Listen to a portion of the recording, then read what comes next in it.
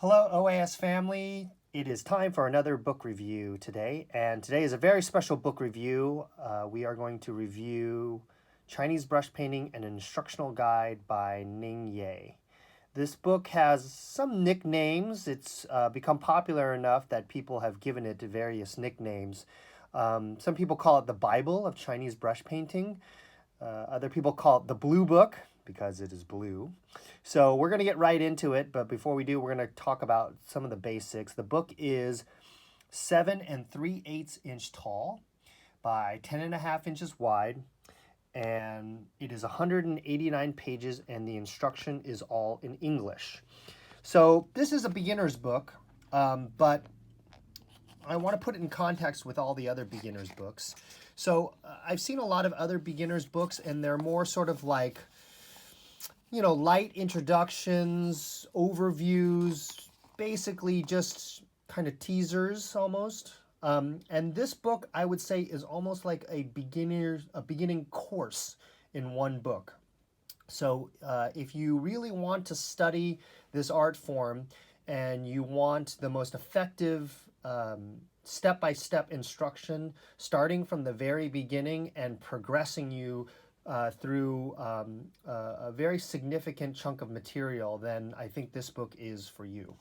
So we get through the introductions of the book here, some really well-written introductions and some funny storytelling. There's a little embarrassing quote from me right here.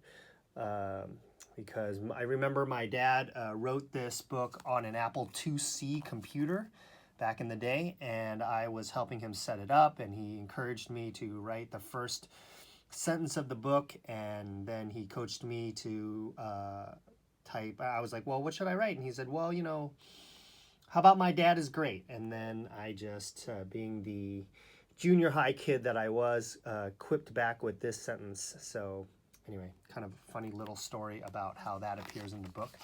But goes through the history, our own family history, and some acknowledgments, some people that were very important to my father getting established as a teacher and an artist.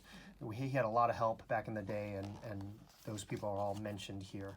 A little biography on him, and then we get into the table of contents, and then we talk about the introduction. There's a philosophical overview, so they talk about Taoism and Confucianism. Those are kind of like the two pillars of Chinese culture, and so there's backgrounds on those things.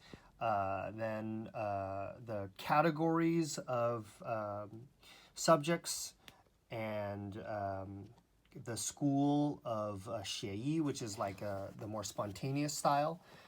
So that is discussed. Then overview of equipment.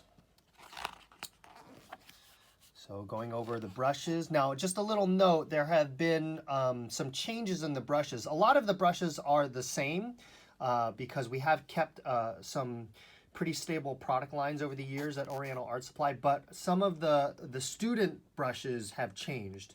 So if you ever have any questions about how to map the materials in this book to more modern choices, you can always give us a call here at Oriental Art Supply. There's this, that is very easily overcome. But a lot of these brushes are still available. We still sell them, so you have a choice. All right, getting into brush preparation and care, talking about paper, talking about colors, how to set up your studio. And then we get into the first subject matter here, which is they go into the orchid, and then this chapter is about the orchid leaves. So we're going to go and talks about the background of the subject. Always does that in his books, and it's quite fascinating and helpful to understand the subject better. So we're getting here into brush moisture and ink value chart. These things are so specific in information, and it's just not provided anywhere else. There isn't just this level of detail in any other book.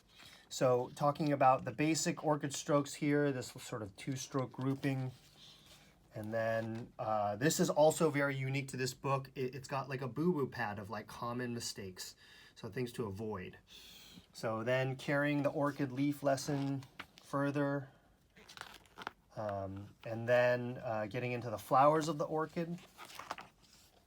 Again, little boo-boo pad examples, little do's and don'ts.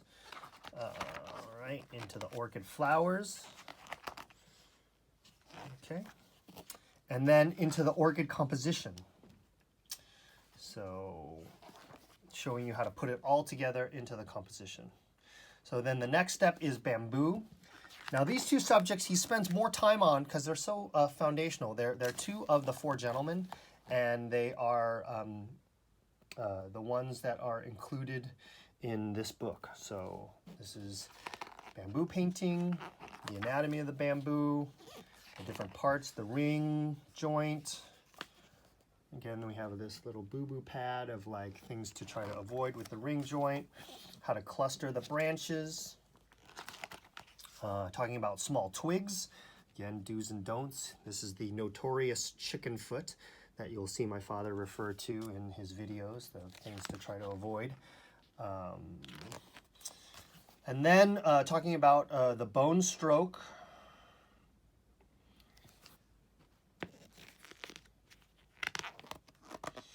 Getting into the leaves.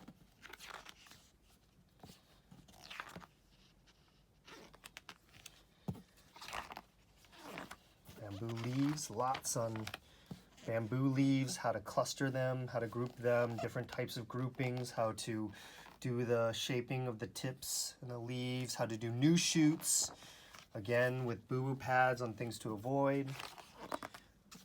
Lots of very detailed things on bamboo leaves. Then we get into the bamboo composition. Introducing his idea that he calls like host and guest, which is having a main grouping in the composition and then also a sort of minor grouping. This is more on bamboo compositions. And then he gets into Panda. So continuing on this sort of ink work, keeping it simple, keeping it with only ink, going into this Panda subject. So it talks here, this is how he renders the face, the head, eyes, and the body.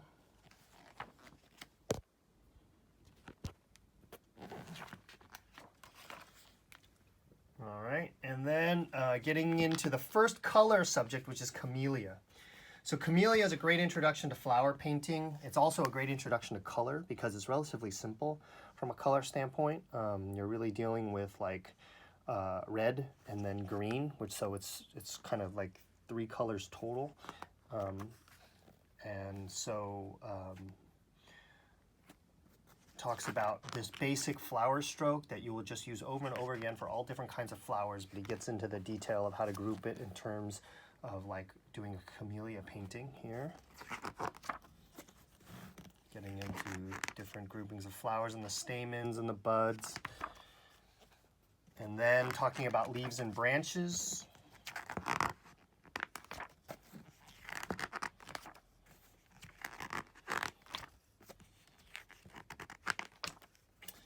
Right, and then into the camellia composition. So how to group leaves and branches together compositionally, and then how to include the flower, and then we get some examples of that finished composition. And then, of course, a more sort of masterpiece style, more complex composition there. So then he gets into Amaryllis. Again, the color palette widens a bit with the Amaryllis.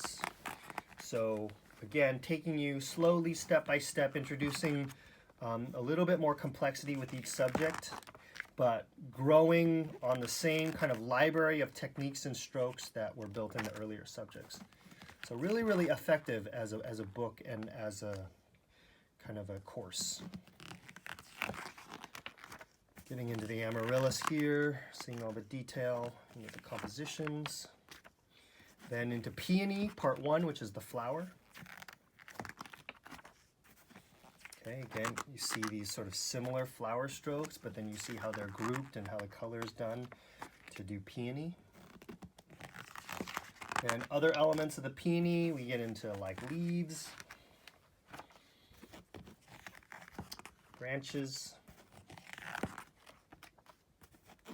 and then compositions for the peony.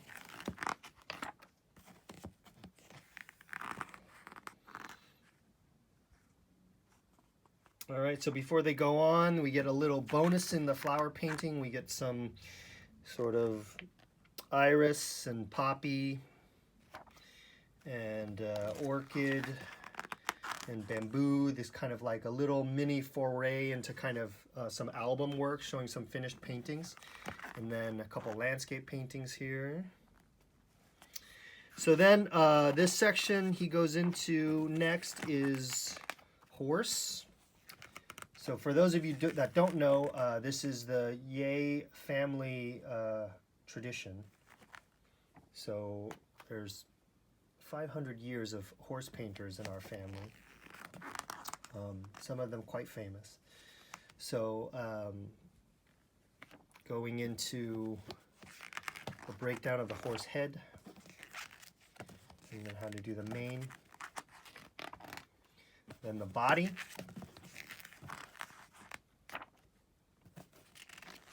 how to do the legs,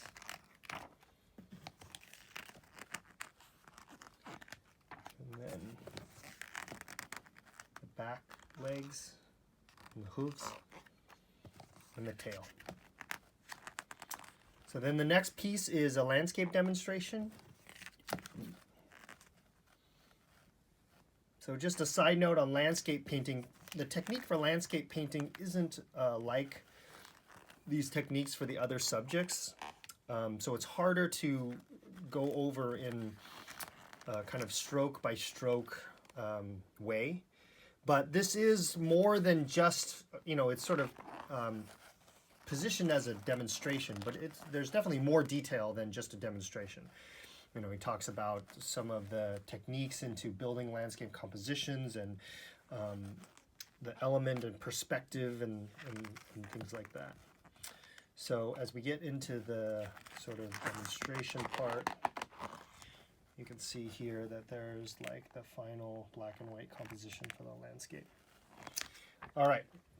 So then there's a section on signature and seals. All this is really important as you get to the point, you've sort of worked your way through the book, you have some finished paintings, and you want to know how to sign them and how to prepare them for framing in the way of like a traditional Chinese artist. So that goes through all the detail with that.